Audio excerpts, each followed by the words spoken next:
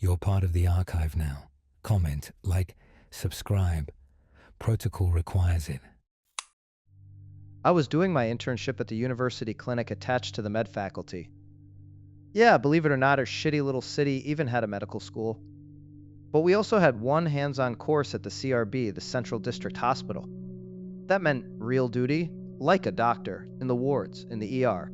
Not like in Moscow or Peter, where they'd never leave an intern alone. The university clinic wasn't great, but the CRB was straight up falling apart. Not enough hospitals, beds always full, patients lying in the corridors. You'd walk down the hallway and there'd be shit on the floor, puke on the walls, someone about to throw a fight, and someone else already dead. They said there used to be more hospitals, but one had burned down 2 years back. I was stuck in therapy at the CRB, on night shifts with one old doctor, and it was him who told me this strange story. A typical CRB, rotten, old, buildings from the 30s and 40s, but built extra shitty. There were 2 blocks once, one for tuberculosis, the other for everyone else. The TB block got demolished in the 80s to build something new, but of course, nothing was ever built. 5 floors, surgery, 2 therapy wards, gynecology and ICU, reanimation. On paper, decent variety. In practice, no equipment. Reanimation had 1 ancient monitor, 2 worn-out imported ventilators barely breathing, and 3 of our old RO6 machines. Meds were scarce, but back then there was way less paperwork, so getting stuff was easier. Same with lab work. The patients matched the place, a degenerate mix of bums, old folks, the occasional asshole, and a few outsiders. Doctors drank, the chief stole, business as usual. Every ward had its problems. Healthy people don't end up in hospitals, and the sick and crippled have a habit of dying. But the reanimation was the real nightmare. Let's be clear, in ICU people died all the time, from every cause you can imagine. Mostly bruised drunks, junkies, beaten up misfits, and lonely babushkas and dadushkas with bed sores, strokes, or cancer. The chief doctor, for all his asshole and jerk tendencies, knew that yelling at the intensivists over too much mortality wasn't worth it. They could always reply, "For this kind of money and with this equipment, go fuck yourself and walk out." So he mostly just wagged his finger, grinning with his pig face. The hospital didn't have its own morgue. Bodies were supposed to go across town to the med faculty morgue for autopsy. Strangely enough, though, the hospital had its own pathologist, Nicodemus, who'd dissect the dead there and come back to CRB for quick consults and conferences. But that was daytime. At night, no one wanted to drive the corpse van across town. So the dead were just stashed in the reanimation corridor. The reanimation itself was as grim as you can imagine. Cracked tile, rusty beds, drafts blowing through broken windows, pipes sticking out of the walls. The windows looked out on a thick forest. Not that the patients cared. Down the length of reanimation stretched a corridor, painted some brown beige that had since rotted into rusty orange. The floor in reanimation had morgue-style flowered tile, while the corridor had old, rotting linoleum. There was a lift there too, which fat Auntie Mania used to haul patients up and down to X-ray or to reanimation itself. On the far end was the exit to admissions, and that's where they used to park the dead, since 1 or 2 corpses a night were guaranteed. But then one day, the chief, strolling around with his deputy, decided it wasn't a good look for fresh arrivals to be greeted by dead bodies. He ordered a new spot found for the nightly dead, and one was found. Right behind the elevator was a little nook, never touched by sunlight, dimly lit by a weak lamp from down the hall. Nothing special in it. Before, they used it to dump random junk, oxygen tanks. But turned out it was perfect for stashing 1 or 2 stretchers with corpses. Nobody knew why no one had thought of it before. But as it turned out, maybe there was a reason. It all started one morning when they found the corpse of one of the dead on the floor next to the stretcher. He was lying face down, the floor splattered with bloody sputum. He'd been on a ventilator through a tracheostomy. One arm stretched forward. They decided he'd just been laid down carelessly, though the nurses and the doctor swore they'd placed him securely. Someone made a grim joke that they were sending still living patients into the dead corner, and they were falling off the stretchers there. And really, what were they supposed to do? Strap down the dead like they were psych patients? A week later, it happened again. This time, they found a babka dead from a stroke on the floor in the morning. Rumors started spreading again, especially since she'd been lying in a strange pose, one leg tucked under her, both arms stretched out in front. How could she have shifted like that in full rigor mortis? Who knows? Usually the dead are stiff as a log. The intensivist, another one this time, poked at her tests and ECG and insisted that when they laid her out, she was deader than dead. Yeah, And how do we explain to her family that she's got a broken nose? Asked the deputy chief. Turned out the family didn't give a shit. A broken nose could be fixed by the prosector in the morgue and didn't affect the appearance for burial. Still, they kept laying the corpses on stretchers in the dead corner. Reanimation had only 5 beds, and when someone died, you couldn't keep them in bed till morning. Another patient might crash in the ward and a free bed was needed. So corpses that would have been shipped off to the morgue right away during the day stayed there at night, under a sheet, or sometimes not even that. That's when our pathologist, Nicodemic, a good guy by the way, started getting suspicious. At the morning meeting, he remarked to the doctors that they were reporting time of death wrong, off by several hours. They asked him what he based that on. He said he wasn't a forensic examiner, but he knew the signs of death and their timing. According to him, those unlucky corpses from reanimation sometimes had weak rigor mortis, or none at all, when by all the laws of thanatology, it should have been at maximum by the time they got to the morgue. The chief dryly thanked him for his note and switched the topic. Later, over a bottle, Nicodemic complained to the head of surgery that the corpses from reanimation were just too unusual. The causes of death were different, so the organs should have looked different too, but all of them showed strange microtears on histology, in the heart, muscles, intestines. And there were no signs of inflammation. They were completely fresh, just a few minutes before death. Or even, sometimes right at it. Some had congestion of the organs, typical for a sudden death, but then there was this bizarre blood drain from the muscles, limbs, and even the myocardium. One guy, who died from leukemia, had blood that was practically gray. Sure, doctors write that in leukemia it can get lighter than usual, but not gray. And besides, he didn't die from excess tumor cells, but from sepsis on the background of immunodeficiency. Another patient's death was a story in itself. Poor bastard, a microcephalic, honestly. It's hard to even call him human. He'd been brought in to die and ruin the stats. His mother was clearly mentally off herself. She'd kept him alive until age 11, even though at 2 months, when he hadn't developed a single conditional reflex beyond the basic inborn ones. They scanned his skull with ultrasound. Kids' skull bones are thin, and found out that because of some catastrophe in utero, probably infection, everything above the brainstem had rotted away into 2 fluid-filled sacs of meninges. Still, his mom dragged it on, saved him from bed sores, fed him through a tube, changed his diapers, while he twitched with spinal automatisms in a fog of mindlessness, instead of letting nature take its course. But then she herself had a stroke and sank down to vegetable level in another hospital. They delivered the boy here and, by order of the chief doctor, stuck him in reanimation. Why put a child in an adult hospital? Because the children's hospitals were long gone. Why not a home for the disabled? Those two don't exist anymore. The doctors cursed the chief doctor under their breath. What the hell did he think? That the kid would suddenly get up and walk? Yeah, right. Minister material, that guy. In reanimation, they'd half-joked about smothering the shitting amphibian with a pillow, but settled on giving him only the bare minimum of care. So after 3 days, he developed a massive stinking bed sore on his sacrum, and smaller ones on his shoulder blades and the back of his head. On the 4th day, he spiked a fever. On the 5th day, the fever was gone, along with urination, muscle tone, and the swallowing reflex together with breathing, the only signs his brainstem was still doing anything. Half a day later, pulse and breathing disappeared too. As usual, they left him overnight in the corridor and sent him for autopsy in the morning. And during the autopsy, besides the signs of sepsis and the total absence of a brain, there were those fucking microtears in the muscles again, plus torn ligaments and even a ripped meniscus in the knee joint, as if before death he'd been thrashing around violently. But he didn't move before death. He was lying there in an atonic coma like he was supposed to, the reanimatologist swore. Yet the microtears were even on the underdeveloped eye muscles. Nicodemic was meticulous, though it was doubtful the creature had ever moved its eyes in life. Again, no signs of inflammation, no neutrophil infiltration, no swelling. As for rigor mortis, what could you expect from a puppet body like that? Nobody got any answers. They all just scratched their heads.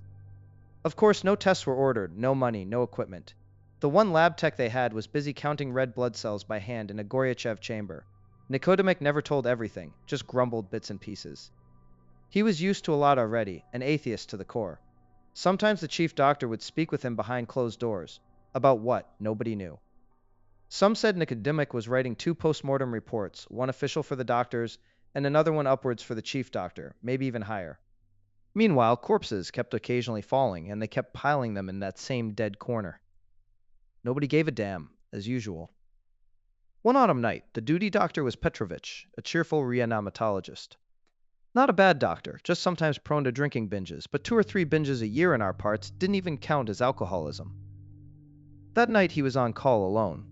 In the evening he said goodbye to his colleagues, then went into the duty room to smoke, drink tea or something stronger, and play solitaire on a 166 Pentium. It was a typical October night. Gloomy, damp, the season of frosts at night, though not that night. Outside the windows the wind howled, drizzle slashed down, nothing was visible except a faraway street lamp. Inside the duty room there was warm light, stacks of case histories and paperwork on the tables, candy hidden underneath, cognac in the cabinets. A kind of bliss. It made you want to nap, dream of someplace nice and far away from this cattle graveyard, preferably in another country. Especially in surgery there was bliss. No heavy patients, just a young doctor on duty watching TV and about to fall asleep. Suddenly the phone rang. The doctor flinched. After a second of hoping it would stop, he grabbed the receiver. It was a nurse from reanimation, speaking in a shaky voice saying the on-duty reanimatologist urgently needed help. The surgeon didn't even ask what happened. He just rushed downstairs, skidding on the stairs in his indoor shoes, expecting to see anything at all. But when he burst into reanimation, he saw that the one who needed help was indeed the reanimatologist, and only him. With a face pale as death, breathing heavily, he half sat in the duty room. Next to him stood a nurse from reanimation and another from therapy. One was checking his blood pressure, the other fanning him with a patient file. The surgeon shook him for a long time. Petrovich mumbled something about a corpse coming back to life. Only after an injection of lorazepam did his tongue loosen a little. He felt something, he said. Meanwhile, the corpse was lying there quietly, next to it a sheet on the floor. The reanimatologist later told this story, or maybe he told it afterwards in another hospital, but word spread among the doctors anyway. They had one Signac, an alcoholic, who was on his way out, dead as fuck already, either from cancer or from cirrhosis. Smelling of armpits, skin a yellow-green, he had been practically unconscious for 3 days. Suddenly he started waving his arms, covered with spider veins, screaming, then just as suddenly went quiet. After breathing like a fish for about 5 minutes, weaker and weaker, he gave up the ghost. Reanimation was done, yeah, on paper. Half an hour later, when the first livor mortis spots showed up, hard to tell on his skin but still, they noted it down too. Then they loaded him onto the eternally creaking death cart and rolled him feet first into the dead corner, where he was left until morning under a sheet. The reanimatologist went back to other patients, but 2 hours later he stopped by to check on the corpse, just in case. He confirmed rigor mortis had set in and the lividity was clear. A couple hours later, passing by again, something caught his eye. The sheet seemed to twitch, just the faintest movement. He stared into the dim corner. Everything looked still. He was about to turn away when he heard a rustle and saw the sheet sliding off the body. He walked over, yanked off the sheet, expecting to find a rat gnawing the corpse. Yes, that had happened before, but what he saw shocked him. The dead man, like something out of Gogol's V, was coming back to life. At first motionless with his mouth hanging open. They'd forgotten to tie his jaw, then suddenly a twitch in the face muscles, then the arm, then the torso, another second, and the whole body stirred. It wasn't convulsing, just subtle movements, fingers flexing as if searching for something, eyes opening and rolling around, lips trembling as though trying to form words, some strange expression appearing on his face. Under the yellow-green skin of his neck, the Adam's apple twitched up and down. His chest rose, legs bent slightly at the hips. The corpse let out a hoarse murmur, very quiet, almost inaudible. At first his eyes looked off to the side, then round and wide, with the cornea already starting to dry, straight at the doctor. From there the reanimatologist remembered little. He screamed and bolted into the duty room, where he ran straight into a nurse. The doctor was trembling, sweating all over, his face flushed, blood pressure shooting to 200 over 120. A therapist rushed in, got his pressure down. They couldn't exactly put him in reanimation on a free bed, so they called the deputy chief and the chief doctor, dragging them away from their wives or mistresses. Their order, call an ambulance and send him off to the university clinic. That's what they did. By morning, a pissed-off, sleep-deprived replacement arrived to watch over the patients until daylight. In the morning, during the 5-minute meeting, there was lively chatter, smirks, and jokes about drinking less. They laughed about V, putting the deputy head of the regional health department in his place. The chief doctor spoke up, briefly retelling the events. Through various channels, word had already spread about the fate of the reanimatolog. So what's the conclusion? Delirium tremens, grab him by the arms and off to the shrink. The psychiatrist listened, confirmed the diagnosis, and took the doctor's insistence that he hadn't touched alcohol for a week as further proof of hallucinations. And so the reanimatologist was hauled off to the psych ward. As for the unlucky corpse, it was sent to the morgue like nothing had happened. Whatever Nicodemich found there, he kept quiet. Then tragedy struck. In the morning, the hospital's only elevator wasn't responding. The lift operator, Baba Manya, usually hung around near the cafeteria or the library. Not because she liked books, but because she loved to gossip with the librarian. This time, though, the elevator was shut down and Manya herself was nowhere to be found. They called her family. She'd left for work. They were told to file a report with the militia while the hospital staff searched the grounds. Finally, one doctor thought to peek through the little window in the elevator door. He saw that the cab was stuck on the first floor, right by reanimation. No light inside, but something pale caught his eye. They forced the doors open and froze. On the floor of the elevator lay Baba Manya, dead. Her body was blue, tongue sticking out, clearly gone from either a heart attack or pulmonary embolism. But her clothes were torn in places, as if she had clawed at them herself in her death throes, fighting for air. Once again, Nicodemich noted during the autopsy, no rigor mortis at all. By his rough estimate, she had died around 10 p.m. What she had been doing in the elevator until that time, no one knew. And the strangest part, her whole body was covered in abrasions, especially her arms and face, like she'd been thrashing in convulsions. But the scratches were practically dry. No blood. Nicodemich wondered whether a dying person with nearly no blood pressure could scratch themselves up that badly. His conclusion, no. By cruel irony, right next to the elevator in that same corner stood two stretchers, each with a corpse. Both bodies were in seemingly normal poses, except one had twisted his head back unnaturally, eyes bulging, while the other had his left hand clenched tight into a fist. Rumors spread, and soon everyone felt uneasy. Patients suddenly wanted to get discharged. Anyone still in their right mind was desperate to get out of the hospital walls. Even the health department started whispering. First a local cop showed up, then a commission from the Ministry of Health, then someone else again. Every time, the chief doctor, through the deputy head or directly, scrambled like hell. Missing meds would magically appear, unfinished case files were filled in, even the grass was painted green, so to speak. Everyone was fed up. The first resignations came in, voluntary on paper, but telling.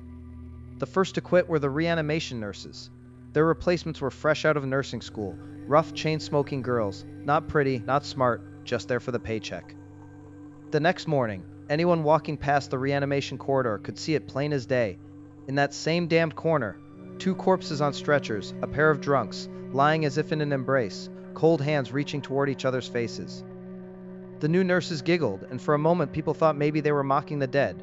But no. First, there was already talk about that cursed corner, and second, as it turned out later, those girls were just too dumb to grasp what was happening.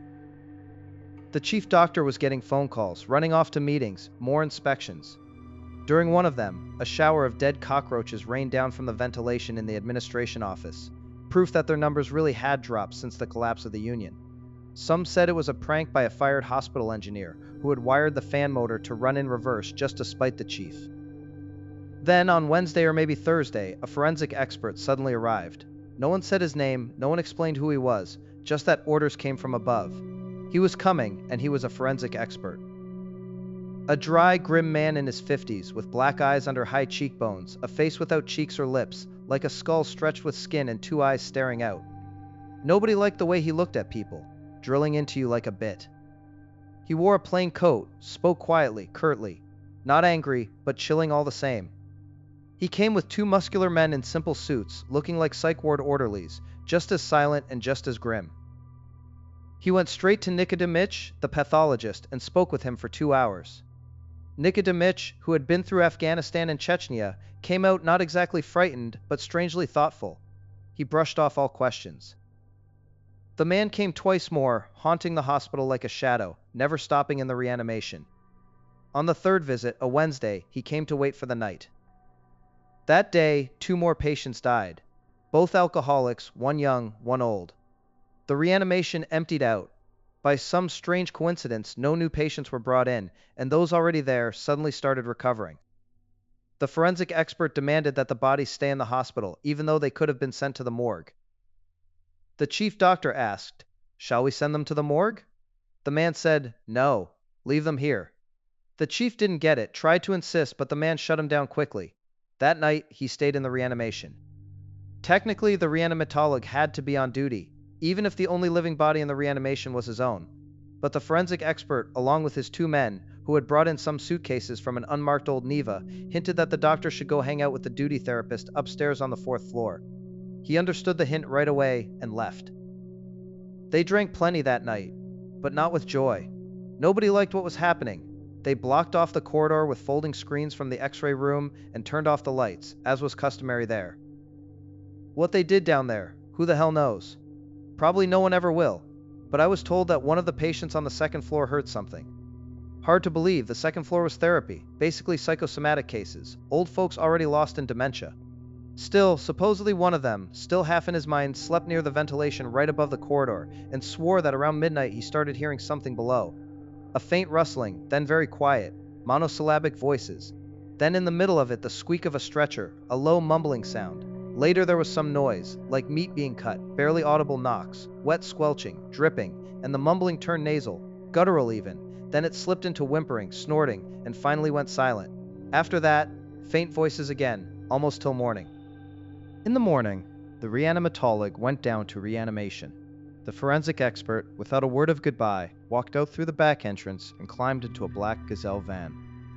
The two guys with him followed, carrying their cases. Another black Gazelle was waiting, both engines started up, and they rolled off quietly. The corpses on the stretchers were gone, and the stretchers themselves too. The corner was empty. In the morning, at the morning meeting, the chief doctor, outwardly cheerful but clearly tense, noted that the three had left.